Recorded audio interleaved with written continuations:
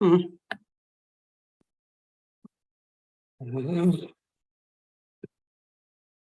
Charlene, are we live?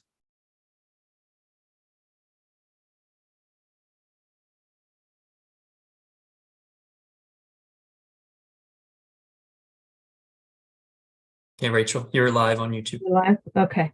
All right, then we'll go ahead and get started. Good evening. I would like to Yes, welcome. we're live. Okay, thank you. Good evening. I would like to welcome everyone to the first meeting of the Maryland State Board of Education's Education Policy Committee. And thank members of the public.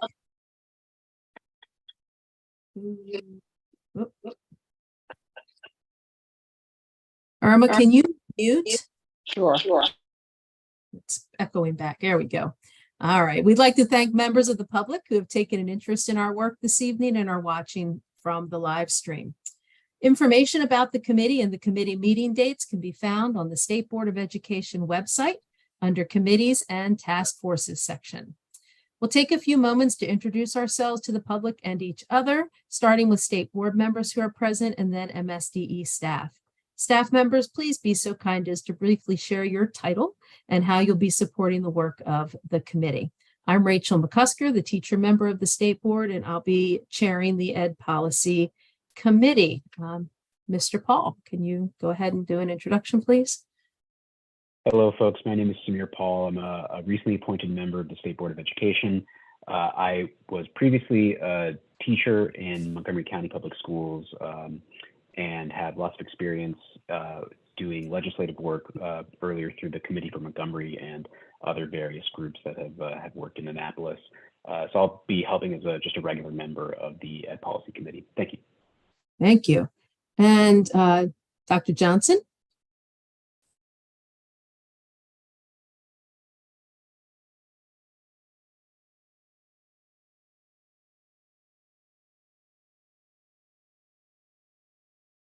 Can you unmute there, Dr. Johnson? Sorry, I don't know what's going on. Yes, so I can wait for my phone. Good evening, everyone. My name is Dr. Irma Johnson.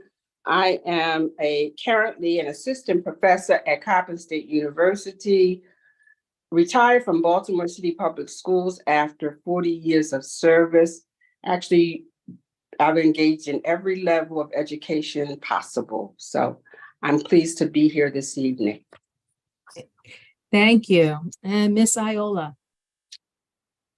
Good evening, everyone. My name is Abisola Ayola, and I am a student from Howard County and the current student member on the Maryland State Board of Education. Previously served on the Howard County Board of Education, and I go to school in Columbia. Awesome. Dr. Michael? Oh, Dr. Michael's otherwise engaged there. Hi, I am Josh Michael, serve as the Vice President of the board. Our President, Clarence Crawford, and I serve as ex officio members of both committees. So expect one of us to be here each time we meet. We have a future board member here in Tessa. And like Samir and several others, former educator, math teacher in Baltimore, and really pleased to be here tonight. Thank you, Committee Chair McCusker. All right, that's weird, but okay. Also, not with us this evening is Dr. Holly Wilcox. She is taking care of some professional responsibilities this evening. And hopefully joining us soon will be Dr. Joan Melly McCarthy, will also be joining us on the board as rounding out our board members. Just briefly, if we could have MSDE supportive staff introduce themselves, and we'll start with Miss Eileen. Yes, ma'am. Thank you. Good evening, everyone. Dr. Akilah Aline. I'm the executive director. Sorry. You're fine. You're okay. I'm the executive director of the Governmental Affairs, Education Policy, and External Relations team. Thank you so much, Chair McCusker, for having me here. Very excited to do the work with this committee. So thank you. Thank you. And Ms. White. Good evening, everyone. My name is Amanda White, and I'm an Assistant Attorney General supporting the State Department of Education and the State Board. So excited to be here and provide legal counsel to the committee as it works. All right. We're also happy to have you in as a thought partner, not just legal counsel. So please, looking forward to having everyone's help and support. We, of course, have our Executive Director, Zach Hands, on deck here. I believe we have Mr. Schoen for a little while anyway, before he pops out. And of course, Ms. Necessary helping us keep all of this running smoothly. So thank you everyone for your time and for being part of the committee. I am certainly very grateful. And we're going to be moving on in the agenda now just to talk briefly about the intentions of the board, what the committee's charge is, what some of our protocols and norms will be. So it's the intention of the board and board leadership that most of the work of the collective board pertaining to education policy will flow through committee. This allows the committee to look deeply at work prior to meetings, make informed recommendations to the broader board to drive decision-making, and therefore make pretty efficient use of our in-person meeting time when we have large board meetings in person. 3 different streams of work will be flowing through this committee. First is legislative work. So we'll be developing a fluid legislative platform document, making position recommendations for specific bills during the legislative session, and advising the Governor and General Assembly concerning legislation needed to improve education statewide. Second, it will be regulations will flow through this committee. So we'll be engaging in in-depth examination or development of COMAR regulations, changes to existing COMAR regulations, and recommendations to the broader board about the approval of regulations or the use of regulations to drive policy change. And lastly, curricular matters will flow through this board, and we'll be engaging in oversight of the academic standards framework and regularly scheduled updates to the frameworks in the context of course research-based practices. When we talk about protocols and norms, it's my expectation as the chair of the committee that committee members will read meeting materials in advance so discussion can be efficient and focused, honoring everyone's time. Small focused ad hoc working groups may be meeting in advance of a full committee meeting on occasion to advance the work and bring draft documents to the floor. I will serve as chair and facilitator of the meetings, calling on committee members who wish to speak, and will be utilizing Robert's Rules of Order as a general framework for calling official motions and votes when needed. It's the nature of policy work. It draws out a difference of opinions. It will be our norm to respectfully speak our truth and respectfully listen to all members of the committee. And we will probably disagree at times, but we'll do so agreeably. So our consistent North Star is student achievement and the well-being of all those members of school communities across the state. So we will respectfully work towards consensus using this North Star as our guide. And so with all of that in mind, this evening, I'd like for the committee to please take a look. You all have the legislative platform. It's a draft document right now. It's been released to the public. Please keep in mind that it is a draft, a working draft, and this document will be a fluid document throughout. Because we all know that the legislative winds change frequently, and we will certainly be making sure we meet those changes head on. But for this, oh, Irma, are you on twice? I think you're on twice, Dr. Johnson. I think my Okay, there we are. Great. All right. So for this evening, though, even though we have the full document in hand, I'd really like for us to focus in on the section titled Legislative Principles. Ms. Necessary, can you please bring that up on the screen and just kind of scroll us down to where we get the legislative principles? The end of next week, board leadership and leadership from AIB are meeting in order to talk about legislative principles and agendas.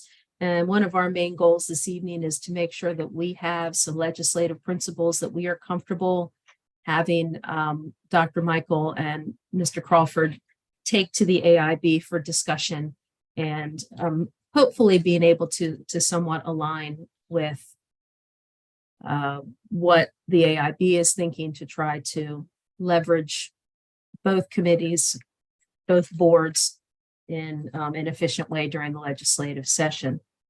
So as we take a look at the 5 draft legislative principles that you have in front of you, is there anyone that is hoping to or looking to either add to that?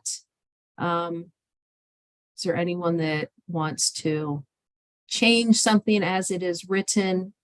We can look at making those. I think I have everybody on screen here at home. So is there anybody that wants to have discussion on any of these principles? Wordsmith? I just a question, Chair McCusker and maybe Zach or Akila, can you talk with us a little bit about what's the purpose of these principles? How do we use these? How should we be thinking about what we're using these for? I can talk a little bit about that, Rachel, if you want. I think the ultimate purpose is to have these principles serve as a framework for how the board and MSDE will take positions on legislation during the session. So general guidance as we review legislation for what we will and will not weigh in on, what our position might be, whether we would weigh in on it or not at all. So I think it's just kind of giving us some guardrails and a framework for where we would go from January to April. Thank you. One of the things I like to keep in mind when we were looking at these and doing some original draft is not to have these legislative principles be too specific in nature. We want them to be broad. We don't want to paint ourselves into a corner of not being able to support something that we may want to support because the language in our legislative principles doesn't allow us to do that, and vice versa, if something we don't want to support. So I think of them as being very, very broad statements. Guardrails is a great way of describing that, Mr. Hands. Thank you. So, kind of keep us in a lane, but we don't want the lanes to be too strict. We want to be able to keep our options open to be able to work with whatever comes towards us during the legislative session, which can be pretty unpredictable and fast moving. Good evening, Dr. Maylee McCarthy. Glad you're joining us. Looks like she's not quite connected yet, but I'm glad she's here. So does anyone have any feedback on what they've read? We have a hand from Dr. Johnson. Oh, there it is. Thank you, Dr. Johnson. So what was the genesis for the development of these legislative principles? In the past, the board has not taken very much of a role in legislative affairs and has pretty much allowed MSDE and the superintendent to take the full role in the legislative session. However, the law states that our responsibility as a state board is to advise the governor and the legislation on any needed legislation that we believe is needed to move education forward in the state of Maryland. But the state board had not been taking advantage of that and weighing in on that statutory responsibility. So the genesis of this is to have the state board begin to take an active role in their statutory responsibility. And you can see a little bit about that in the overview. Okay. Yeah, when you read through the overview. But the reason for tackling these principles this evening is so that Dr. Michael and Mr. Crawford have some guardrails and frameworks to work with when they go in to talk with the leadership of AIB in trying to have the two sister boards moving at least in the same direction, probably with some disagreement here and there, but trying to be at least on the same general page legislatively. So we're trying to take care of our statutory responsibilities. I think one of the just very related, you should expect, board members that starting in January, we'll begin our January, February, and March meetings as needed. We'll take positions on bills. And this gives staff a sense of, we'll have, just lists of bills that we're either taking positions on one way or another.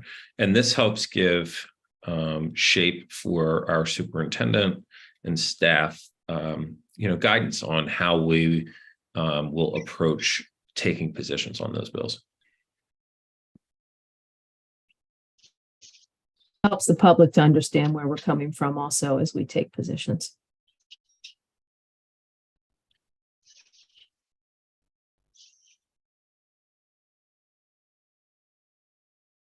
Mr. Paul.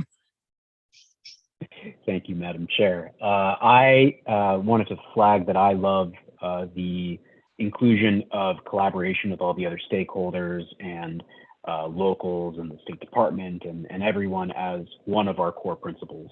I am excited to see the State Board become a sort of a clearinghouse for a lot of this ed policy work, and so inclusion of that as one of the these 5 key principles that we're gonna operate by, I think is very important, and I'm really glad to see it on this list.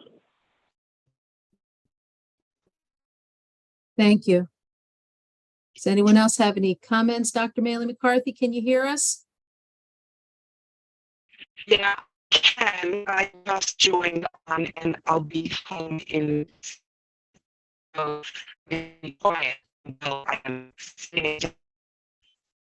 Okay, we're having trouble hearing you right now, but I did catch that you'll be home shortly and we'll be coming back in. So we'll catch up with you when you get home. Does anyone else want to weigh in on anything that they're particularly supportive of or anything they'd like to see changing, anything added that we don't have here? I think I just want to lift number 2. I think it's critical. I'm really pleased that we're including this, but I think it's significant. This is a significant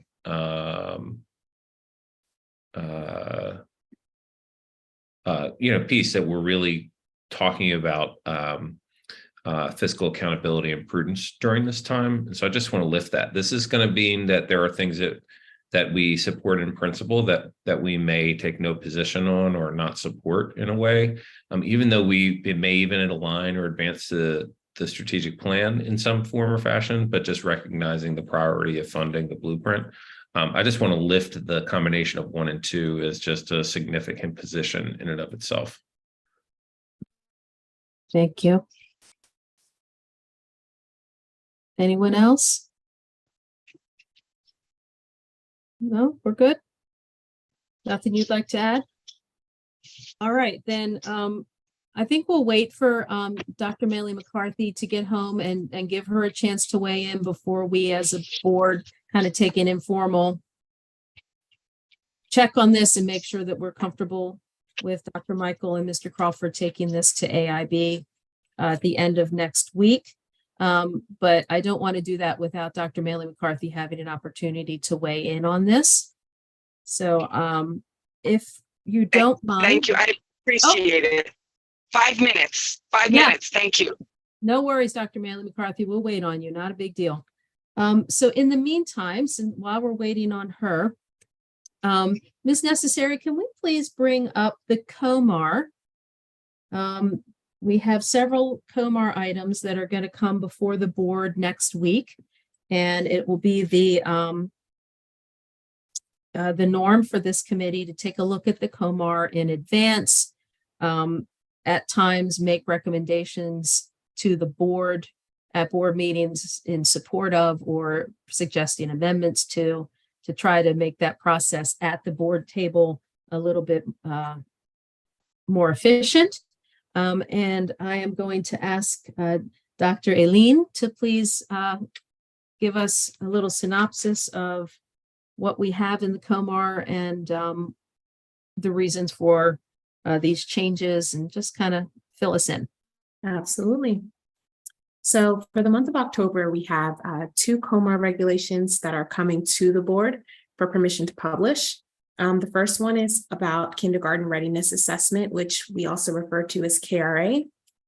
What we have here on this document that you all can see on the screen is we shared a little bit of background on how the regulation came about in the first place. So for this reg, actually the first one talks about school age. So for the sake of ease of sort of walking through the document, let me start with school age. That's COMAR 13A 1608. There's also 13A.1708. And sometimes we have reference to two different parts of COMAR, but they all address the same aspect of the regulation. So the background on the school age reg: in 2021, the OCC Advisory Committee spearheaded a school age work group.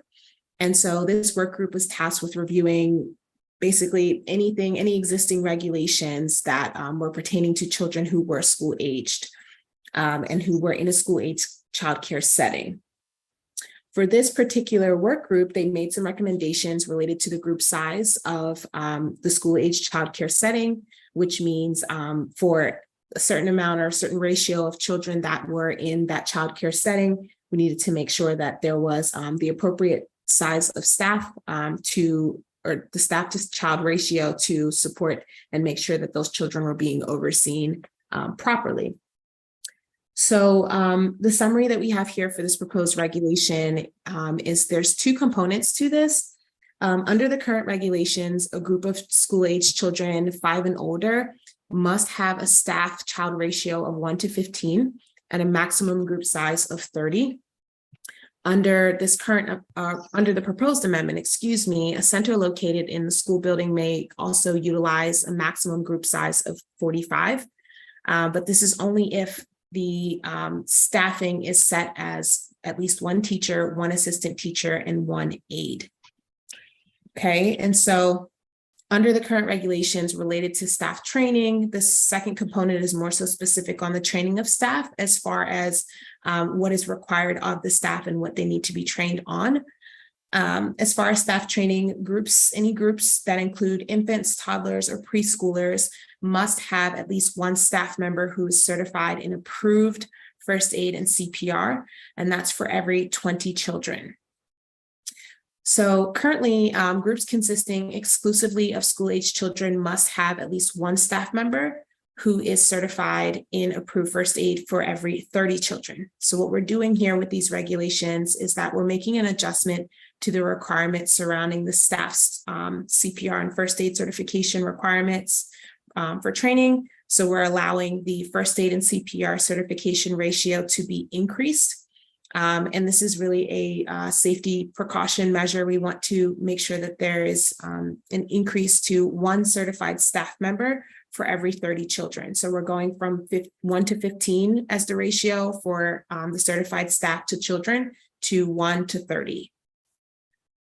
Okay, and as opposed to the current requirement for 1 staff member for every 20 children. So as you can see with this particular regulation, like I said, this is broken into 2 components. Originally is 1 to 15 for 1 portion or 1 particular childcare setting.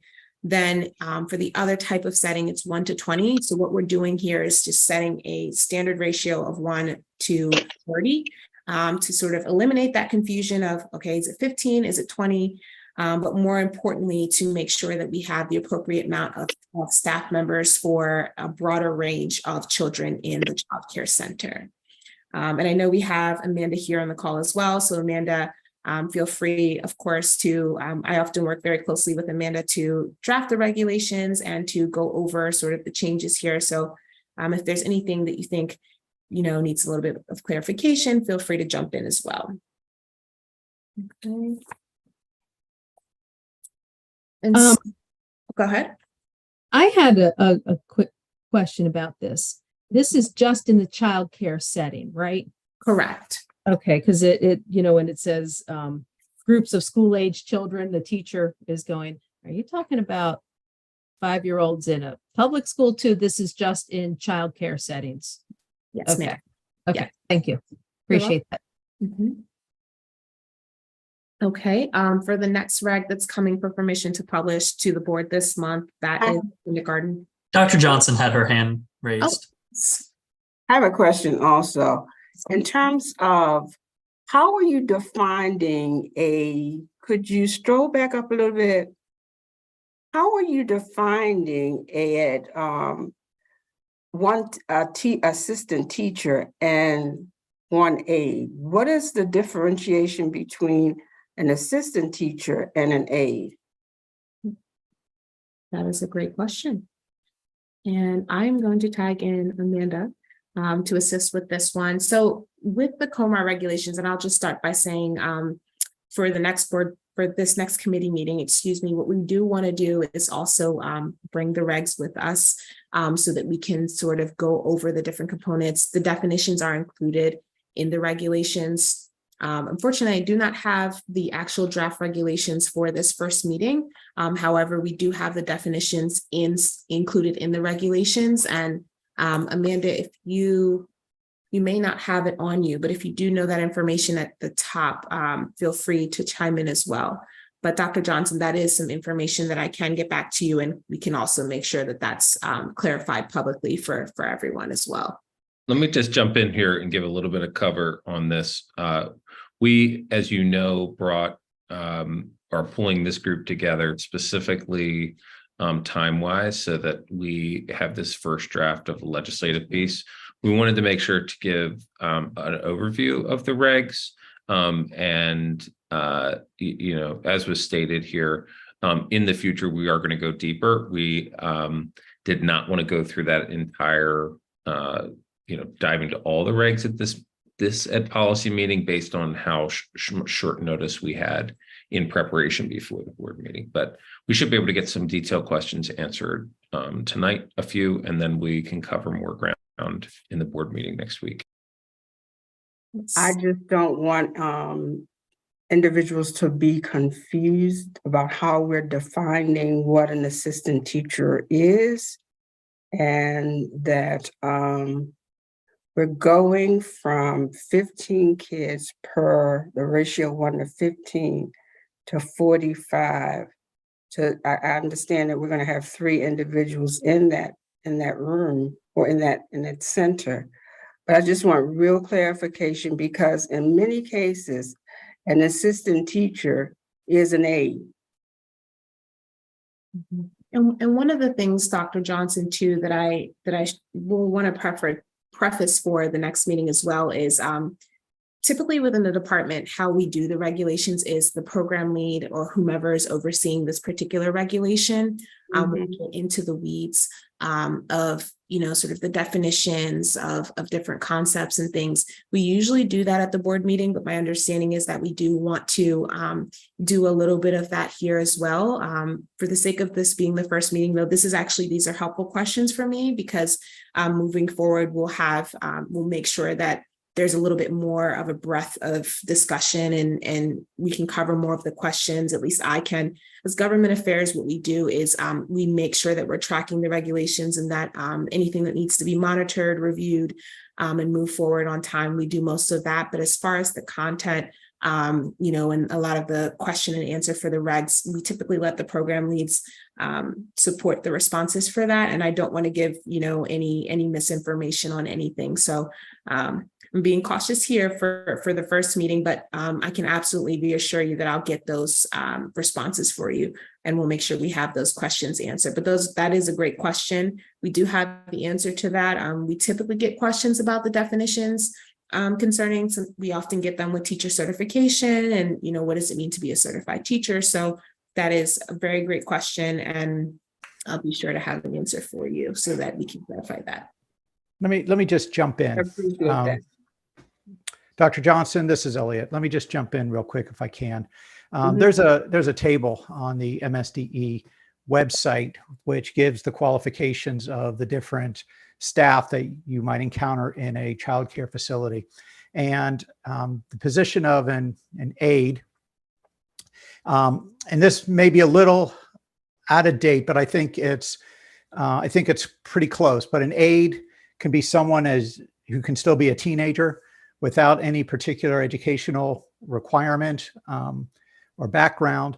But an assistant childcare teacher is someone who has to be at least 18, has a high school diploma or high school equivalency or completion of college courses, and has taken additional coursework and has experience. So they should not be the same, an aide and an assistant teacher. Elliot, I've got the site on that. I think it's COMAR 13A.16.06. Right. Thank you. That was helpful. Thank you. And in the future, when we approach these in future meetings when we have a little bit more time, we can have some of the staff members here to answer, the ones that specialize. So, all right. So go ahead, Dr. Aileen, let's go ahead on to the next one if there's no more questions. So the next reg that's coming for permission to publish this month is the kindergarten readiness assessment regulation. This one is in the AIB's blueprint implementation plan. In the plan, the agency indicated that MSDE should adopt regulations to implement the assessment requirements for kindergarten readiness assessments. And we were required to do that this year, 2023. And so currently KRA assessments are being administered across all 24 LEAs. However, the regulatory language surrounding the KRA and, in order to create some consistency between and across LEAs, we want to make sure that the regulations are updated, as far as the language. And so the proposed changes to these regulations are basically very, very simple. We want to align them with the requirements for the administration of the actual assessment that is going to require some language changes. And so for this one, it removes the language involving, we have quotes here, representative sample assessment processes and full consensus assessment processes. And we're replacing that with language that actually establishes the requirement. So basically we're saying that LEAs are required to administer not just any KRA assessment, but a department approved assessment. And it's not for just, certain populations of kindergarten students. It is for all incoming kindergarten students. So we just want to make that clear to all LEAs so that there, isn't any loopholes or confusions. So this is a pretty straightforward regulation. An amendment to the regulation. Okay. And the second bullet here, the amendments to the statute that converted the KRA from a representative sample to a statewide assessment. Like I said, part of blueprint legislation. And so consultation is required for this particular reg. We have been engaging with AIB. More specifically, we had a meeting with them on October 4th. And here is the particular language that says that we are required to move forward and consult with the AIB on this regulation. So those are the two that are coming for permission to publish. And then we have. I think Dr. Maley McCarthy had a question. Oh, yes. I can't see any hands, so please. Yes. I did. Thank you. I am happy to see that it would be a requirement because I think it's necessary information. I am a little concerned that there will be a variety of instruments used with a variety of normative processes and a variety of categories of questions. And so while I understand the nature of saying department approved, I do worry about how the criteria for approval will be set up. That includes normative processes for the instrument. Thank you so much for that comment. And my understanding is that those details are, will be worked out in consultation with the AIB. And so I have a note here that I've just jotted down that comment and making sure that, those concerns are addressed and that there is some sort of standardization around how we are adopting the requirements for these regs. Just real quick, so there is one assessment here, it's a KRA. So it's approved, right? So it is that standardized assessment. It says a department approved kindergarten readiness assessment. Right. So. And with that, and Elliot, correct me if I'm wrong, but my understanding of that is that the department would, review it, right, and make sure that it is in alignment with the statute. I don't interpret it as that the department itself is making any changes to, any sort of already in place standardization. But that is something that I can make sure that I follow up with. Okay, so then maybe I'm reading it wrong. Thank you. Dr. Michael. So I was seeing that as I think it's just one. districts can use it can use a variety of instruments that Yeah. achieve a common goal. So that's how I read it. So basically it's the KRA assessment. And, Okay. and what this allows, should we upgrade the KRA or remove it, then we don't have to necessarily change the language of the reg Right. to change the assessment, but it's Okay. at MSDE. Mhm. Thanks. for Big that change here is clarification. it's Yeah. every child has to take the KRA versus a sampling. And I wholeheartedly with that. support that. I Thank agree you. with that too. Okay, and that's required in statute anyway, so we're not, it's the way I read it. Okay, any other questions or comments about the KRA reg? All right, can we move on, please? Let's move on. So we have 3 regs coming for permission to adopt. So these are coming back to the state board this month. They've already gone through public comment. The first one is the Child Care Centers and Large Family Child Care, which is also known as the Probationary Child Care Teachers Reg. So that one here is some background on this. These regulations resulted, from a statutory change. We have the House and Senate bill cross-file here. This was in session 2021, which required MSDE and the state board to adopt specific rules and regulations, which adjusted the teacher qualifications for the licensing and operating of childcare centers. For this particular reg, MSDE is proposing that we make amendments that will allow childcare programs to hire an individual who is eligible for employment as a childcare teacher for children ages 3 and older in a Maryland center, a home, for a probationary period of 6 months, if the individual is applying for employment for the first time in Maryland and meets certain age, education, and training qualifications. The proposed regulations also provide that a Maryland center or a home must terminate or reassign any probationary teacher who fails to complete the prerequisite semester hours or training required during the 6-month probationary period to a non-teaching position. So what this does is it allows more individuals who are seeking to get into the childcare provider workforce. So there's a probationary period of 6 months. What we would do is we would allow individuals, of course, they have to meet the qualifications for that position in the first place, but they have these 6 months to meet these requirements. And so they would be getting observed and things like that. We'd be tracking to make sure that they are meeting these requirements within this 6-month probationary period. But more importantly, what we want to do is make sure that all teachers all childcare providers who are seeking employment and who want to be employed in a childcare center are properly qualified and trained. This aligns with the blueprint and the requirements of high quality pre-K standards. And so in the event that a provider is not qualified, trained, or meets certain age and education requirements, this requires that that person either be terminated or reassigned to make sure that they are, one, not in a teaching position until they meet those requirements. And basically what this is a safety net to catch those teachers who may require some more training before they move forward. So there's this 6-month space of time to make sure that these requirements are being met and that supports and services are provided to those who need the additional training and or need to meet these requirements.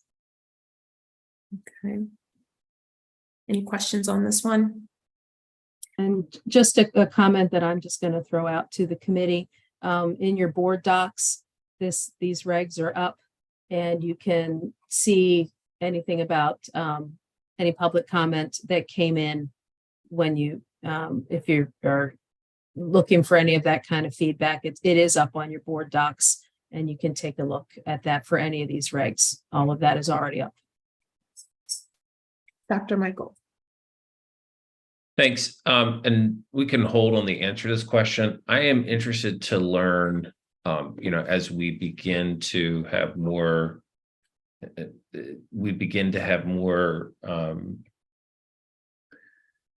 sophistication around certification of childcare teachers, whether this will be managed out of the childcare office, Department of Early Learning, or if we'll begin to see this managed out of certification. And so just a question I'll have that we can revisit next week. Great, thank you. Who's going to monitor those individuals that are in the home to make sure that those standards are met? How does that happen? Yes, and so that would also be a question for Dr. Cook, who will be at the board meeting, who's going to be giving a more in-depth outline of sort of the regs, what the changes are, what currently exists as far as monitoring and reporting requirements around this regulation. And so she'll be able to have more information on that as well. But I will take a note on your question and I'll make sure that we get an answer to that. Thank you. Any other questions or comments on this reg? All right, thank you. All right, Dr. Aileen, let's keep going. All right, the next one is the licensing processes, including obtaining either the Social Security or an ITIN from applications. So some background information on this reg: in February of last year, MSDE's Division of Early Childhood, the Office of Child Care, released a written guidance to early care and education programs stating that the applicants for childcare registration or a center license, including co-providers, are required to provide their Social Security number when applying. This has also extended to certain individuals working within the childcare centers, so not just the applicants, but other workers of the childcare centers. And stakeholders, we've been engaging stakeholders around the clock around these particular types of regulations, and they have shared examples of how difficult it has been for prospective providers, those who want to work in the childcare setting, to actually obtain their license because they do not have a Social Security number. And so what we did is we're proposing an amendment to this regulation. We are proposing to revise COMAR to eliminate the barrier. It's a huge barrier. You can see in your documentation, we had a series of public comment around this particular regulation. And if you'd like to read more about it, you'll see that a lot of families talk about how they often have been in situations where there would be somebody who is signing off, on these documentation for them, whether it's somebody who lives in a home where the childcare setting is, and that person is seeking to be the person who is running the childcare center, but they don't have a Social Security number. So there's been a lot of fraud claims and things like that. So what we're trying to do is making sure that the people who are actually the ones who are performing the responsibilities and duties of overseeing the children are able to, properly be represented as the person who is responsible for the child care oversight. And so what this does is it allows us to be more inclusive of those who don't have a Social Security number, but do have an ITIN. And the ultimate goal is that the regulation revisions are expected to bring more providers into licensed and regulated early childcare and education programs. We do expect that folks will have a lot of questions about this one. So Dr. Cook will be going into more detail about this particular regulation at the board meeting. But I really would encourage everyone to take a look at the public comments that were submitted, particularly for those who were in favor of this regulatory change, just to get an idea of some of the obstacles and barriers that folks have had with this regulation. Any questions? No? Okay. And let's go ahead then. We'll go to the last one. Yep. The last one that's coming back for adoption by the state board is the Student Behavior Intervention, Restraint, and Seclusion Regulation. During the 2022 regular legislative session, the Maryland General Assembly enacted House Bill 1255. This particular regulation mandated that the department adopt regulations to this particular piece of statute mandated that the department adopt regulations to implement this law. And so the summary here of this proposed regulation is that following a period of data collection from the LEAs, and there's also a restraint and seclusion focus group, which has met 5 times between October of last year and March of this year. MSDE has proposed that the regulations be amended to align with COMAR and with the new statutory language of HB 1255. These amendments include changes to the definition of restraint and seclusion, updates for its use, and new sections surrounding notice, review, assessment, recommendations, and corrective action regarding the use of restraint and seclusion. Okay, and this is a very simple amendment. Basically, they were just revised to align with the statute as far as more updated language and such. Okay. In the second paragraph, you'll see more specifically what those changes were as far as the revisions and the changes to language. There was an additional amendment here too, which is that the requirements for Section 504 students were explicitly added into the regulatory text, which they were not included before. And so we wanted to make sure that this amendment was more inclusive and that students underneath of who are covered under Section 504, that they were included in this restraint and seclusion regulation, and they were protected as well. Okay. And in your board docs, there's a lot of information there. If you're looking for extra information, there's a whole implementation guide, information about the different stakeholder outreach sessions. Lots there in your board docs between now and Tuesday. Any other questions, comments on this one? And just want to note that this one did not receive any public comments during the period in which it was posted, which is actually a good thing. That demonstrates that MSDE has been over engaged with advocates and stakeholders around this issue. We have, been very, very much engaged in answering their questions and making sure that this regulation as amendment aligns with what families would like to see for their children as far as protections around restraint and seclusion. So this is a good thing. Okay, the board docs show a couple of comments on this one. There is, I just want to clarify that there was comments submitted by the Education Advocacy Coalition. And so you'll see that those both were some recommendations about some suggested changes to language, but also some comments praising some of the decisions that the department had recommended to the state board to make. Okay. Any other questions or comments? Okay, Dr. Aileen, thank you for presenting these and for taking questions back so that the staff is kind of already focused and ready to take those questions on Tuesday. That's really helpful. I appreciate your time here this evening. Absolutely. Thank you. All right. Dr. Manley McCarthy, I'm so glad you're here. Can we you. go, Dr. Miss Necessary, can we please go back really quickly and pull up the legislative principles one last time so we can give Dr. Manley McCarthy a chance to ask any questions or weigh in on these. Dr.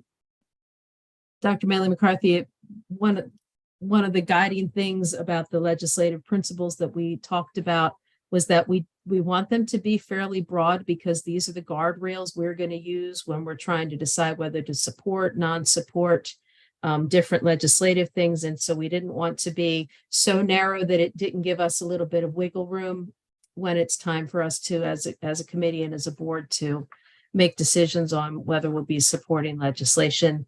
So they're kind of broad on purpose to allow us some flexibility in our decision making as a board. But please bring up any comments or questions you have. You're probably reading my mind. And I understand, and thank you for saying that. And I am always going to be a champion for the underserved. And in particular, we talk about supporting children who grew up in a background of poverty, who are so underserved, but our children who are students with disabilities and our English learners are very historically underserved. And I think I might have said this in other meetings, and I understand why you want to keep it broad, but I don't know if the public understands, who is historically underserved. And so I want us to make sure that we keep in our frontal lobes these groups of children that have not made significant or hardly any progress, and that if we're looking legislatively to serve children, to make sure that people understand that when we say all children, we mean all children, but I think calling out specifically those who are underserved could be helpful. That being said, I've said, I understand why you worded it this way, but I just can't not say what I have to say. And I think you knew what I was going to say. So would the committee want to consider adding something at the end of statement number 3, where we talk about historically underserved and saying something like such as,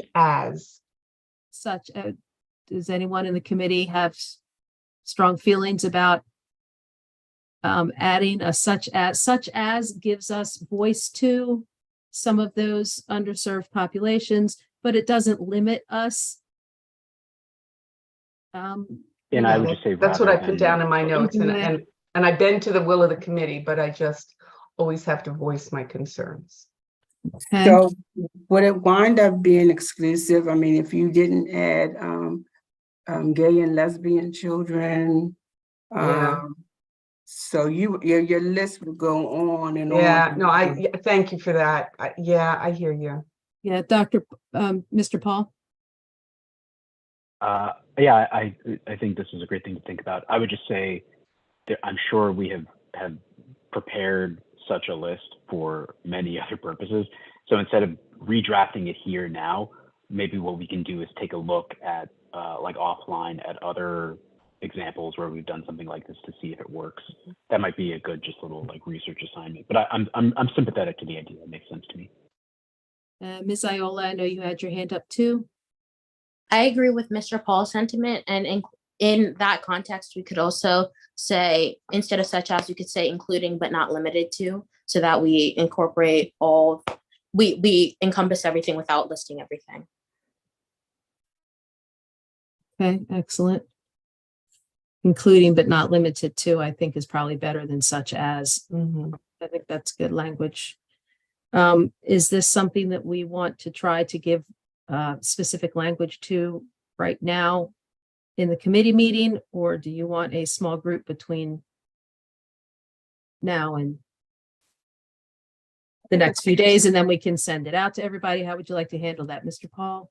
I saw your hand up. Yeah, I think this is the best move, in my opinion, is to take it offline, appoint a small group of people to look into other examples of a similar move that we've made in other contexts, and probably just pull language from that to suggest to the group rather than draft. Okay. Yeah, I agree. Okay. Is anybody not in agreement with that? All right. And then one other thing, I do agree. I do like the document, and I do want to endorse especially the teacher mobility compact. Other professions have these compacts, interstate compacts, to help with talent recruitment. And so I highly support that. Great. So I think probably next month, we're really going to dive into some of those policy statements. So that'll be a great time for us to firm up that language so that we are supporting that in the way that you would like that supported legislatively. Anything else on the legislative principles? No, I think on that, I'm good. Okay. Thank you. Mr. Paul, do you want to take the reins on that piece of research real quick and get a couple of suggestions out on email? Sure, I'll absolutely do that. And any folks who have been around longer, staff, for example, if anything pops to mind where you've seen us do something like that in the past, please do shoot that on, but otherwise I'll take a look myself. Okay, but I do like, yeah, excellent. Thank you. All right. So then, really quickly, knowing that we're going to add that little piece of language between now and when Mr. Crawford and Dr. Michael meet with the AIB at the end of next week, are we as a group, just in a general temperature taking, I'm not going to do a formal vote, are we comfortable having them take these legislative principles to begin those conversations with the AIB and trying to align our legislative priorities? Is there anyone who is opposed to allowing them to take this to the AIB with the addition of some language, giving some voice to specific underserved populations? So we're all good? Give me a thumbs up, a nod, something. We're all good. Okay, awesome. Okay. All right, excellent. Then, Mr. Paul, you'll get an email to us with some language. We'll get that incorporated. And then we will give the go ahead to Dr. Michael and Mr. Crawford to take these to the AIB. All right. So our next meeting is on the 30th of November. And at that time, we should have the COMAR for the early December meeting to take a look at. And I'm hoping we can dive into a little bit more in the way of policy statements, taking a look at some of those as we will be gearing up for the beginning of the legislative session in January at that time. So does anyone have any questions or comments for the good of the group? All right, then I'll thank the public for tuning in this evening and taking an interest in the work of this committee. And I appreciate everybody's time this evening. Thank you so much for staff for coming in on an evening. We certainly appreciate your time and your help in moving forward the work of this committee. All right, anything else? Okay, thank you very much, everybody. Have a great evening, and we will be back on November 30th, 8 o'clock. Thank you so much, everyone. Thank you. Good night.